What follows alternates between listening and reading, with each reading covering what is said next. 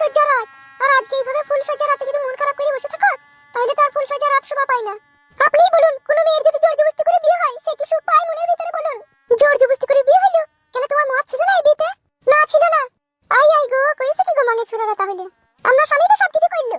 দেখো বোন, যা হবার হয়ে গেছে ওটা লিয়ার মন খারাপ করো না। যেহেতু মেয়ে ছেলের বিয়ে তো বেটা ছেলের সাথে হয়, তো তোমার তো বেটা ছেলের সাথে বিয়ে হয়েছে, এটা লিয়ার মন খারাপ করার কোনো দরকার নাই। আর একটা কথা, তোমার নামটা কি বোন?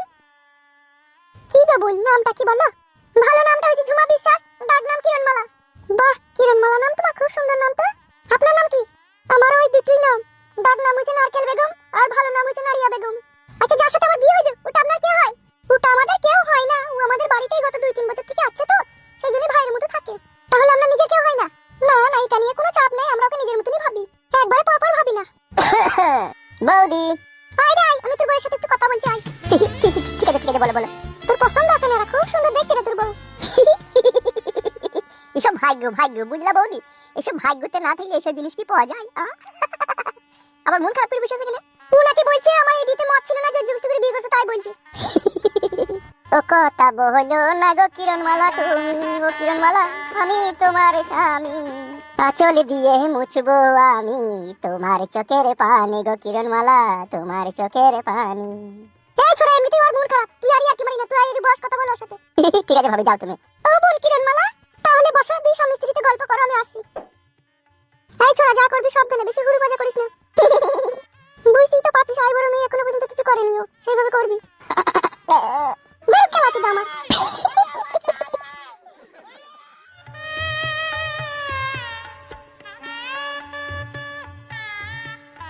কি ব্যাপার আমার লোককে শোনাবো, মন খারাপ করে আছে বসে আছো কেন? কাজটা ভালো করলে না। দেখো শোনাবো, যখন তুমি আই বড় ছিলে তখন যা বলেছো সেটাই সেজে গেছে, কিন্তু এখন তুমি আমার বিয়ে করাবো। Please every don't mind, don't disturb me, এসো দুজনে ফুলসজ্জা রাত করি। নো নেভার, কখনো না। দেখো শোনাবো, একটা কথা বলি তোমাকে, আমি তোমাকে প্রথম দেখাতেই ভালোবেসে ফেলেছি, আর আমি তোমাকে বিয়েও করেছি, তার মানে এই নয় যে আমি খারাপ ছেলে। এটা তুমি বলতে পারো আমার মনের কামনা ও বাসনা তোমাকে পাওয়ার জন্য, আর এই পুরুষ মানুষের কামনা ও বাসনাই নারীদের ভালোবাসা। আমি তোমাকে মন প্রাণ সুপে দিয়ে মন থেকে তোমাকে ভালোবেসেছি, এমনকি বিয়েও করেছি তোমাকে। এটা তো জোর জবরদস্তি করে করেছো, তোমাকে যদি আমি বিয়ে না করতাম তোমরা তো আমার বোনকে আর দুলাভাইকে তোমরা তো গুলি করে মেরে দিতে, সেই ভয়ে তো বিয়েটা করেছি। শোনা, তোমার দুলাভাইকে আর তোমার বোনকে আমরা মার্ডার করতাম না, ভয় দেখিয়েছিলাম যাতে তোমাকে খুব সহজেই পাই। পেয়েছো তো, এখন খুশি তো? রাগ করে বলছো নাকি তুমি? তা কি করে বলবো, ভালোবেসে বলবো নাকি তোমাকে? আমার পুরো ভাগ্য বলে এইভাবে তুমি আমার সাথে জোর জবরদস্তি করে বিয়ে করে নিলে, কিন্তু তুমিও একটা কথা মনে রেখে দিও, তুমি আমার শরীরটাকে পাবে কিন্তু আমার মন পাবে না তুমি। একটা নারী সব সময় চায় তার স্বাধীন ইচ্ছার মতো সে দুনিয়ায় বাঁচবে, আর তুমি সেই আমার স্বাধীন ইচ্ছাটাকে কাঁচের মতো ভেঙে টুকরো টুকরো করে দিলে। এখন আমি তোমার ঘরে, তোমার ফুলসজ্জার খাটে, তুমি জোর জবরদস্তি করে হয়তো আমার শরীরটাকে পাবে, কিন্তু তুমি আমার মনটাকে পাবে না, যেটার জন্য এত কিছু করেছো। এখন তো সেটা তোমার সামনে বসে আছে, এসো যেমন তাই করে নাও, কি মনের ইচ্ছা সব পূরণ করে নাও, এসো। এই বাসর ঘর করব না কাদা, মাথা খারাপ করে দিই না। কইলেন না কইলে তো আমার কি, যখন যা ছিল তখন তাই হয়ে গেছে, কিন্তু এখন তো আমি তোমাকে বিয়ে করেছি, এখন তো তুমি আমার বউ, তা তুমি আবার অত নাটক করছো কেন? আমি তো মন থেকে কখনোই তোমাকে চাইনি। এই তা তুই মন থেকে কাকে চাইছিলি? এই বাপ ভাতে তুই কাকে চাইছিলি মন থেকে?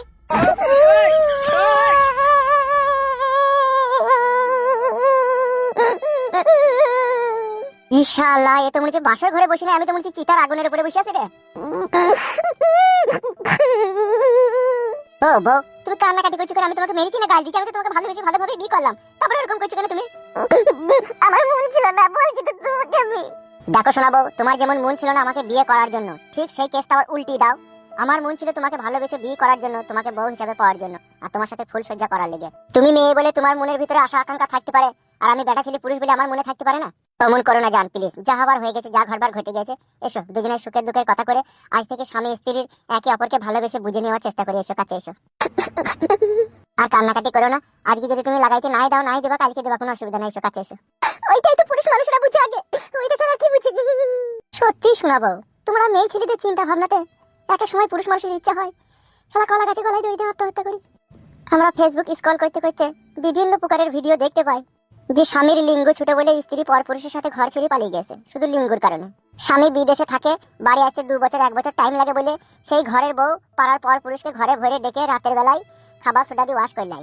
আবার কত ভিডিওতে দেখছি ঘরের বউমা তার স্বামী বিদেশে থাকে বলে সে নিজের যৌবন জাটলা মেটানোর লেগে শ্বশুরের সাথে ধরা পড়ছে। এগুলা কি ফেক স্টাইলে তোমার কথা অনুযায়ী? তুমি যদি পুরুষ মানুষেরই দোষ দাও যে পুরুষরা নারীর ওইটা ছাড়া আর কিছু বুঝে না, তাইলে তুমি একটা কথার উত্তর দাও, নারীরা আবার পুরুষের লিঙ্গ ছাড়া যে আর কিছু বুঝে না, সেটা তো একবার যত ভাবে দুনিয়ার এ মাথা ও মাথা সব জায়গাতে প্রমাণ পাওয়া গেছে। তারপরেও নারীরা তোমরা কেন পুরুষ মানুষকে খারাপ ভাবো? কি কইছিস না যত আমি জানতে চাই না, আমারটা আমি বললাম। বেশ ঠিক আছে, তোমারটা আমি শুনেছি, এখন ওসব কথা বাদ দাও, এসো দুজনেতে করি। আমি করব না। এ বউ আমার হিসুবে রে, তার মানে আমাকে ভালোবেসেছে। ভালো মার ইরি বউ ভালোবেসে রে, ভালোবেসে রে, ভালোবেসেছে। এই সর্বনাশ এবারে দিবে রে, আমার বউ আমাকে লাগাইতে দেবে রে, উড়ি বাবা রে। ও বউ পালমু কিছু দা, ইরি বাবা রে, কি আছে তার মা, ইরি বাবা রে, বউ রাজি হয়ে গেছে রে, এবার ভর্তি দিবে রে। এ হিসুবে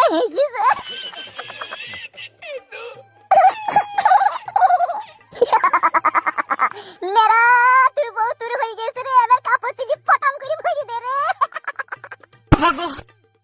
আস্তে করে দেবো, অত চাপ নাই, চাপের বুঝে সুযোগ মনে থাকে না। উড়ি বাবা রে, কোনো চাপ নাই, সেইভাবেই দেবো যেটা তোমার আজ থেকে 14 বছর থেকে মনে মনে আশা করে রেখে দিবে, যে আমার স্বামীকে এইভাবে কাছে পেলে আরাম হইতে, সেইভাবেই দেবো।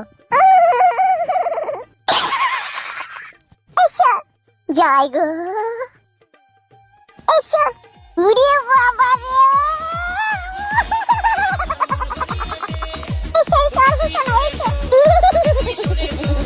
সহ্য করবো কি করে রে, এত খুশি। টিভি রোগ হয়ে যেত হাতে। ও চলে এসো। হ্যাঁ বউ, যাই এখনই হাঁস থেকে দু মাঠ খেয়ে এলু। যাচ্ছি।